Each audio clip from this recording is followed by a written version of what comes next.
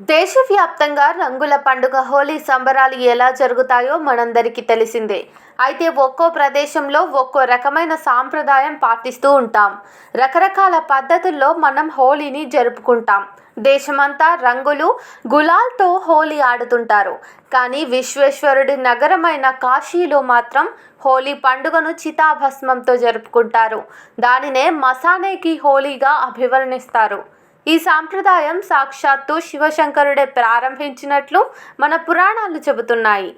రంగబరి ఏకాదశి రెండో రోజున కాశీలోని మణికర్ణిక హరిశ్చంద్ర ఘాట్ వద్ద శివుడు ఆడే చిత్రమైన హోలీ ఇది.